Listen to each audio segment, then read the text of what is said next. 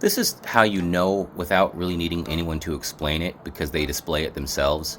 But this is how you know that the entire ideology of MAGA is absolutely contradictive. It's one gigantic oxymoron. It just cancels itself out at every goddamn turn. And so the examples of this are things like these MAGA people.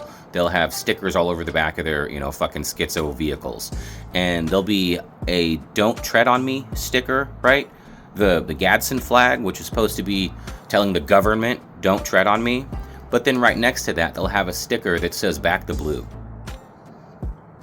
The thing is, it can't be both. If you're supposed to have this mindset of, I'm a patriot and I have my Second Amendment rights to defend myself from a tyrannical government, but then you're promoting the people who would then be the government, the state, coming to get you in trouble, take away your rights, that you can't do both. They try to say that, they want to save the children from a global cabal of pedophiles who drink babies. It's definitely all Democrats, but that's not the important part. The important part is we want to save the children. And then it comes out that it's definitely Donald Trump and all of his rich Republican friends that are all over the Epstein files. And now they just want the Epstein files to disappear. So you never really wanted to save the fucking children. You just wanted to screw the Democrats over in any way you possibly could. You just wanted to own the libs because that's what you've always cared about, literally more than anything else. If there was one main tenet of MAGA ideology, it's nothing other than anything we can to own the libs, even if it hurts ourselves. You contradict yourself in your patriotism itself. You like to use symbolism like the Statue of Liberty, right? Say the word liberty. Give me liberty or give me death, right? But then you contradict all of that by supporting these super illegal, super horrible mass deportations when written on the new Colossus, the poem on the Statue of Liberty, says, "Bring me your tired, your poor, your teeming masses." Why do you think the Statue of Liberty is designed the way it is and where it is?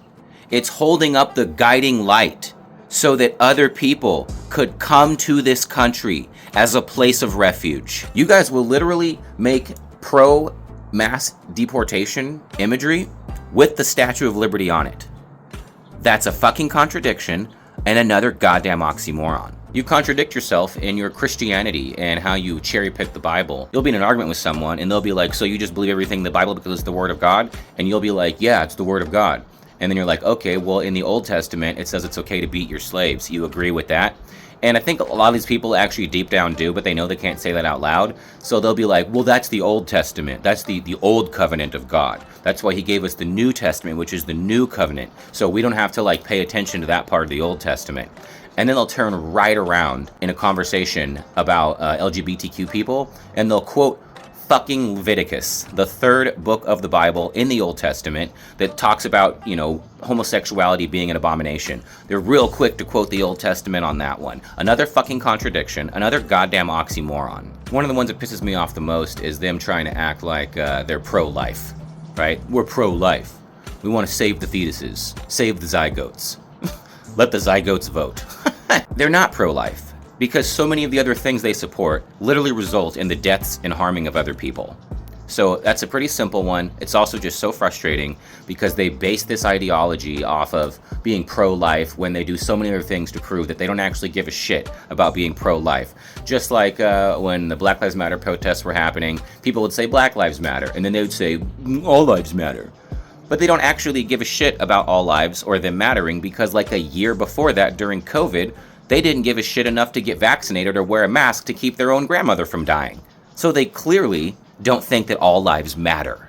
Another fucking oxymoron, another goddamn contradiction. When they say, "Oh, the left are all snowflakes, fuck your feelings, snowflake," and then just about everything they get upset about is feelings-based.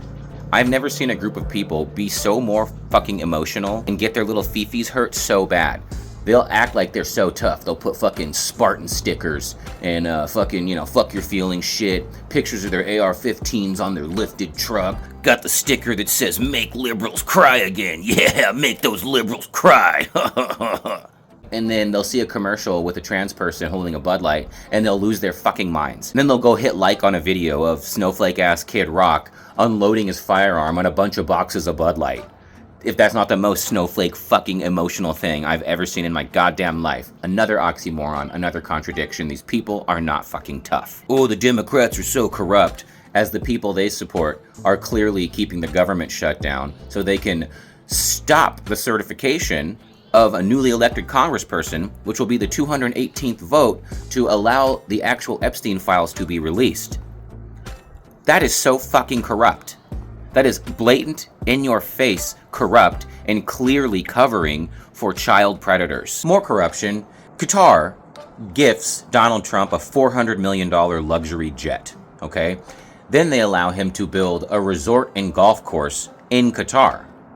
And then Donald Trump decides he's going to allow Qatar to build a military airbase in the middle of the United States. How the fuck is that not corruption? But no. The Democrats are so corrupt because Hunter Biden's laptop or some dumb shit. Another one, right? They love to say they're the free speech crowd. First Amendment rights. We care about free speech because it's the #1 amendment in the Bill of Rights and in the Constitution. It's our right. It's everyone's right as an American citizen. And then Jimmy Kimmel hurts Donald Trump's feelings and their little feelings, and then they use the FCC to take Jimmy Kimmel's First Amendment right away, and then these snowflakes cheered for that massive level of destruction to our Constitution. Another fucking oxymoron, another contradiction. And the last one I want to talk about is how they all acted after George Floyd was murdered, and then how they all acted after Charlie Kirk was murdered by one of their own people. They expected some form of sympathy or empathy from us, and expected us not to remember the tens of thousands, if not more, of memes and shitty comments and racist things that they were saying about George Floyd when that happened. And a major difference between what happened to George Floyd and what happened to Charlie Kirk as far as it went to reactions from the other side. When George Floyd was murdered by a white cop in the street, they didn't just cheer that or make fun of it. They sided with the cops who were the ones abusing black people. They sided with them.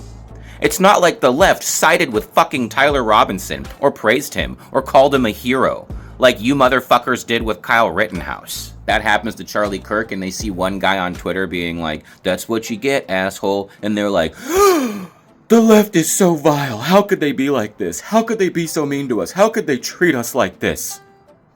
Because you guys have been acting like pieces of shit for so long and we're fed up. There's no such thing as empathy or compassion left for MAGA people from so many people now. You guys are cooked. And just thinking about the contradictive nature of your entire set of ideologies, what a fucking roller coaster of a life that must be to just have to believe in all these things simultaneously that all contradict each other. And then when you're shown that, or that you're shown proof, you just run away and you hide, you change the subject, or you act willfully ignorant and pretend you don't see it, or you feign ignorance, which means you have seen it and you're just pretending you haven't. It's so pathetic. You guys are the biggest group of piss baby snowflakes that I believe has ever existed.